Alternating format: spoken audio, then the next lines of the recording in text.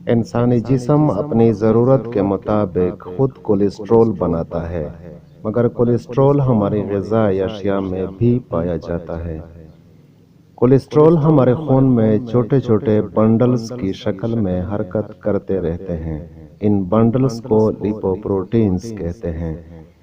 یہ بنڈلز اندرونی طرف چکنائی اور بیرونی طرف پروٹین کے بنے ہوتے ہیں۔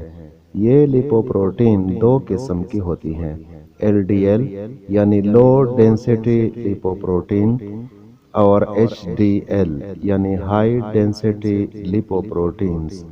ان دونوں اقسام کا متوازن مقدار میں ہونا صحت کے لیے بہت ضروری ہے۔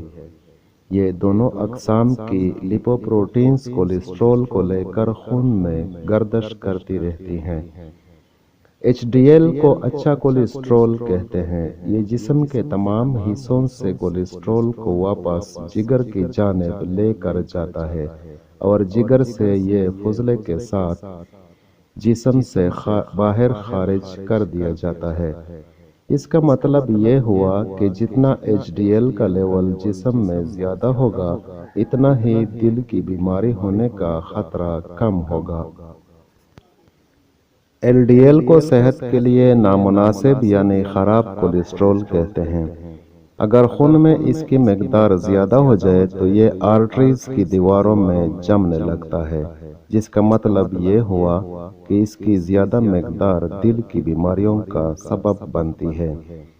کارنری آرٹریز دل کو خون سپلائی کرنے میں خون کی نالیوں کا نام ہے، اور کارنری آرٹریز یا کارنری ہارٹ ڈیزیز ایک ایسی بیماری کا نام ہے جس میں کارنری آرٹریز کی دیواروں میں کولیسٹرول اکٹھا ہو کر ایک ڈھیر سا بن جاتا ہے، جس کو تختی کہتے ہیں۔ اس تختی میں کولیسٹرول، چکنائی، کیلشیم اور خون میں موجود دوسرے مادے پائے جاتے ہیں۔ آرٹریز کی دیواروں میں کولیسٹرول جمع ہونے کے عمل کو ایتھروسکلیروسس کہتے ہیں۔ اگر ہم ایسی خوراک زیادہ استعمال کریں جس سے جسم زیادہ کولیسٹرول بنائے تو یہ کولیسٹرول آرٹریز کی دیواروں میں جم کر ان کے سوراخ کو تنگ کر دیتا ہے۔ وقت گزرنے کے ساتھ ساتھ یہ تختیاں سخت ہونے لگتی ہیں اور سوراخ مزید تنگ ہونے سے دل کی خون کی سپلائی متاثر ہونے لگتی ہے۔ اس کا نتیجہ یہ نکلتا ہے کہ دل کو آکسیجن کی مقدار میں بھی کمی کا سامنا کرنا پڑتا ہے، جس کی وجہ سے دل کا درد یعنی انجائنا ہونے لگتا ہے۔ اگر خون زیادہ مقدار میں جم جائے تو اس سے آرٹری کی سوراخ بند ہو جاتی ہے، جس سے دل کے متاثرہ حصے کو خون کی سپلائی رک جاتی ہے۔ یہ صورتحال دل کے دورے کا سبب بن جاتی ہے۔